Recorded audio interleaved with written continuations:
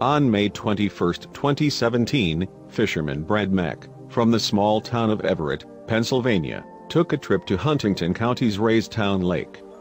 Brad settled into a spot at James Creek, not expecting anything out of the ordinary to happen on his fishing expedition. Something strange did happen, though, but it had absolutely nothing to do with anything that Brad caught on his line. It all started when he saw some sort of movement in the lake. Initially, he thought it was just a floating log. Raystown Lake is a heavily wooded area, so it wasn't too far-fetched to think that the object in question was anything else. When he got a closer look, though, it started to seem like the log was covered in fur.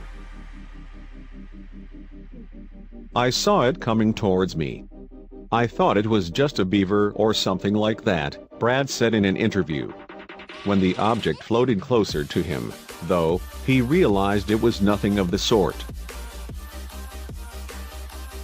It got closer, and I looked at it and thought, "Holy crap," recalled Brad.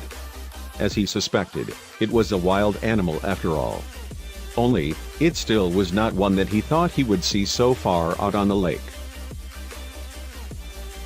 Finally close enough to see the truth, Brad realized the piece of flotsam was actually a brown bear cub struggling to tread water. The poor creature was so exhausted that he was just barely able to keep his snout above the water. The little cub actually seemed to be trying to swim towards Brad's boat, as if he knew that the man was his only chance at finding help. The fisherman knew that he had to do everything in his power to save the suffering creature. Brad knew then what to do, though it was difficult to convince himself to pick up the cub with his bare hands. Even mere seconds before he actually went through with it, he was questioning himself. Would the bear try to bite him?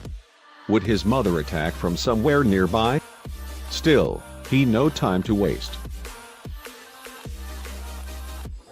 Just as I was about ready to grab it, I thought to myself, "Please don't bite me," remembered Brad.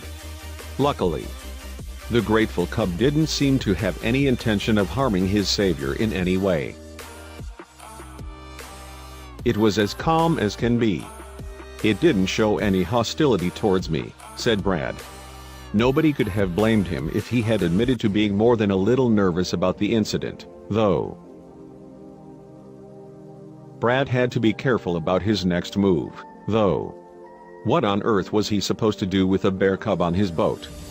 There was no cell phone reception in the middle of the lake, so he couldn't contact an expert. He did have one idea, though. "I saw the direction it was swimming in," said Brad. He decided that the cub had probably lost his mother and was still looking for her, so he turned his boat in that direction. "I kind of figured maybe the mom swam across first," said Brad about his plan. "And because the baby was so little, it was struggling. I just figured she'd be up on the bank somewhere." Once Brad made it to the opposite side of the lake, he gently placed the bear cub on land. The little creature, cold and frightened, scampered off, but not before taking one last look at Brad. It was as if he was thanking the man for his help. Despite the fact that Brad's heroic actions undoubtedly saved the cub's life, the Pennsylvania Game Commission strongly advises against anyone doing a similar thing. Touching wild animals can be extremely dangerous, and they advise against it. It should be noted that, despite how gentle the cub was, Brad put himself in an incredibly dangerous position. If the cub's mother had seen Brad with her baby, the man could have been in serious trouble. Brown bears are known to viciously attack humans when they feel as if their cubs are threatened.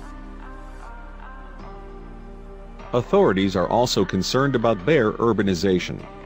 Brown bears generally prefer to stay in their natural habitats in the wild. If they become too comfortable in human-dominated environments, however, that could change. The Pennsylvania Game Commission made it clear that anyone who found themselves in a similar position as Brad should call them for assistance.